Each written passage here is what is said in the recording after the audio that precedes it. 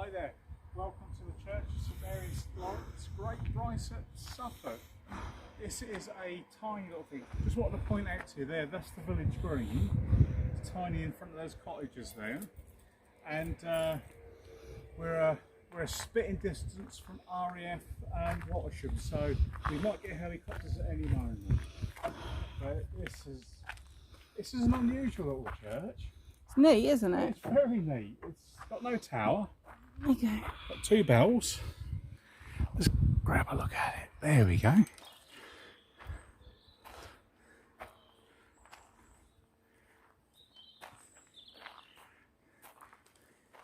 Very well maintained, very unusual building. Its whole thing just gives away a history of constantly being renewed and revived. It's strange looking at that tile in there. It's strange looking at that tile up there, but we had to come up the Roman road to get here. Oh, look, it's a scratch tile. Where am I looking? Oh yeah, on the wall there. Let's go and have a look.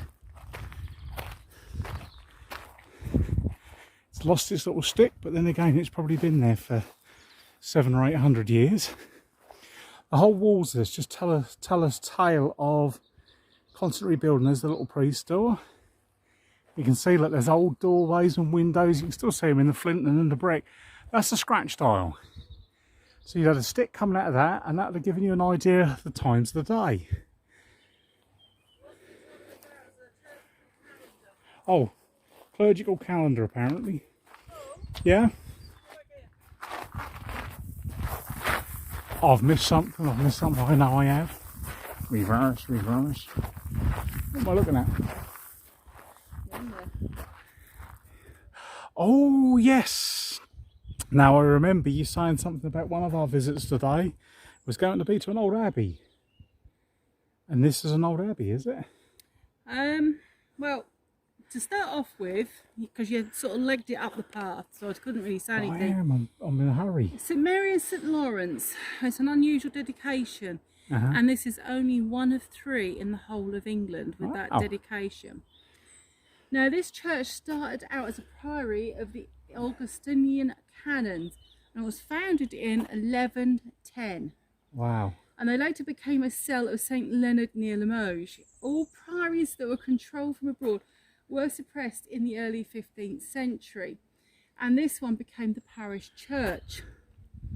Although it has a straightforward nave and chancel under one roof, it was originally more elaborate, and clues can be found on the outside. It's full of it. Excavations have shown that there were transepts, each with an east apse, and the chancel was probably apsidal too. Wow. You can see, look at those old bits of stone in there, doorways, so windows. That there, I'm going back. from there, Yeah. it was probably a transept. Right, yes, that makes sense. So that's why it looks a bit patchy and a bit... Well, it is, it's all bits and bobs, isn't it? I mean, it's... And if you look there, look, you've got a piece of wood coming down, so that might be where a roof beam is coming through. I think it is. You can see it from the inside.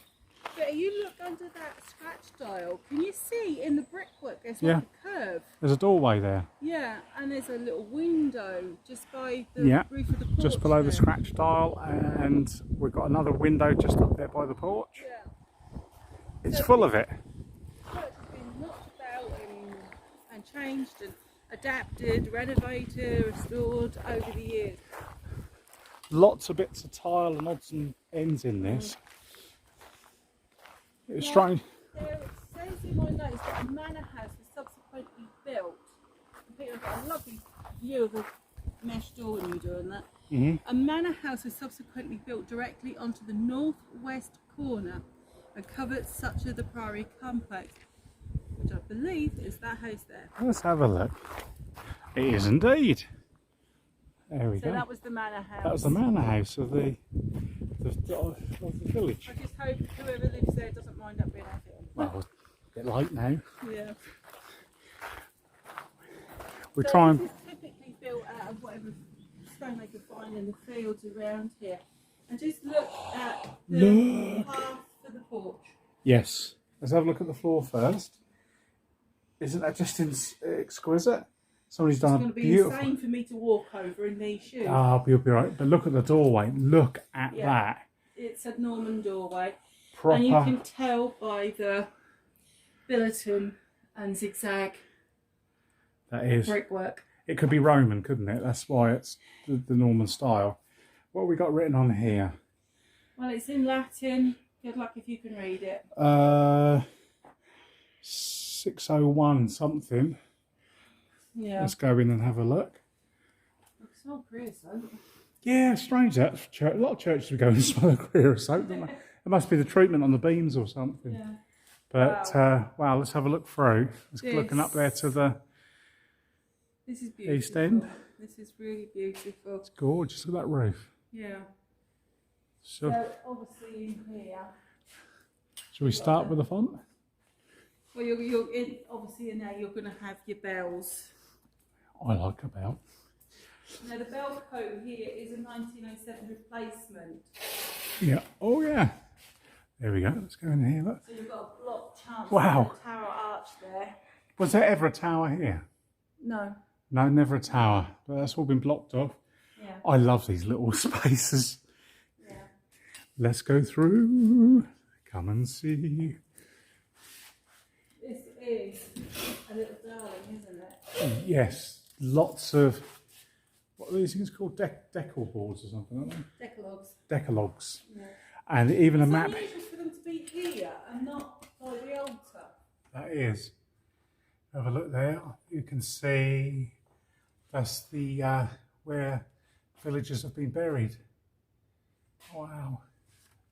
From the First World War, because this, like the last church we looked at. No, that door underneath that scratch dial, that was part of the original Norman doorway. All right. Cross of St John. So the priest door was about 1300, and so is the window. So, you know, this is a very, very old building. It is incredibly old. It's 1,000 years old nearly. Yeah. Isn't it? What, 900 years I old? tell that font isn't very new either. No. It's a 12th century font, so it's probably original to the church. 1100. If we have a look at the archway designs on here, if we look at this is the Norman style, which was a copy of Roman style. So look at that little north door there. It's gorgeous, isn't it? We would have to duck to use that door these days. That was probably full height back in the day. Yeah. Nice organ. Yeah. Another one I'd like in the front room. Very modern. Oh, the pews have got age to them. They have. If you give me a moment, I will be able to tell you about those.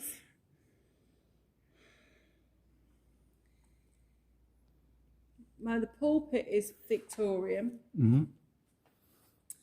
It does have a 14th century piscina. Let's go find the piscina. It's got gas heating. Look at that. Look at that. That is modern.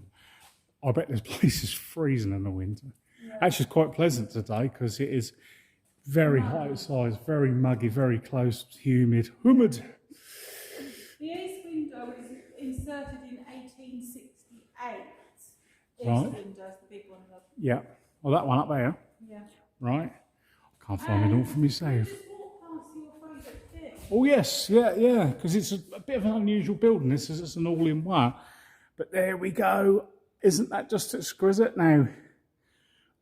These I love. Can you imagine how small you'd have to be to go up that? But that's your up there. We've got that's probably a Saxon window. Yeah. Oh, look at the heads in the wall. Yeah. But that stairway comes out there where that handle. I don't know if you're going to see this, but I can. What? Another doorway? There. It's another window. Oh, yeah. Just see it. It's because this building is just, wow. If you just catch the light right, you can see it's another window. But that little stairway had gone up there. We'd have had a rude loft with a choir above us. That's been pulled down. Actually, if you have a look at how those beams go, right, we're just having a look up here. If we have a look at those roof beams, there's two beams together there because there would have been a screen here, and obviously that's the chance when we're standing in the nave. But let's have a look at that window. The windows are 19th century, or the glass in them is at least. Yeah, but you've got like you've got your columns either side of that one. And having a poke around on the outside, this is clearly the oldest part of the church we're in now, because you can see that if you look at that archway there, look, for a little window, that and that is very ornate. But that's what I was saying to you outside. They had transepts. Yeah, transepts. And they had apses, which is where it's rounded. Yeah. And they do think that this here would have been apsidal as well. So this would be part of the monastery. You can feel it is part of a monastery. It does, yeah. It's got that feel. And you've got king and queen head posts up there. Yeah. Look. But if you look here, you've got doorways that would have took you into the transepts either side. It would have been. Could you imagine this is like your Harry Potter corridors heading off each way? It'd been lovely. Look at that piscina. It would have been chapels or something on the side. Yeah. It doesn't necessarily mean to say that it would have been a corridor or anything. Well, lovely little piscina that's got no bowl in it, but no, that's probably been restored. Yeah, but it's good. We've got ledger stones here as well. Floor is absolutely full of ledger stones. Yeah. Okay, who we got? Let's try and read one of them. William, here lieth the body of Elizabeth, Wife of William Mumford. yeah, who departed this life, 1791, 46 years of age, blah, blah, blah. We've got another Mumford here, because that one is Montford, this is Mumford. So that just goes to show that... That's Mumford. Yeah, Montford, M-U-N-T-F-O-R-D. That isn't, it's M-U-M. Is it? Yes, shadow. That's why a stone's been cut. Oh, all right then, I do apologise. That's right. Oh, we've got 1660. John Bright of Little Bricett. Age 67. Gentleman. I knew something about him, I've forgotten what it is. There's a nice one in Latin up there. Oh, there's a memorial on the wall to John Bright, 1680. There we go, 1680. There's that one there. Yeah. But so, what was he? Doesn't really say what he was. no. Can't really read it. It's in Latin. It's something about John. I'll have a go. Let me have a go because my Latin's come on a bit in the last half hour. Let's have a look. It says, "Sacred to the memory of John Bright of Tolmarsh Hall, something or other, who died on the 17th day of March in the year 1670, and of Mary, wife and daughter." You see, my Latin's coming on a bit, isn't it? Yeah, you're reading that from somewhere. Yeah, because I was down there. Oh, God, I was quite enjoying that. Oh, you can Anyway. get an crest as well. Priest door. Now that dates to about 1300. 1300, my word. Look at that. Yeah. It's just tiny, isn't it? It is, but we've looked at some even today which are minuscule.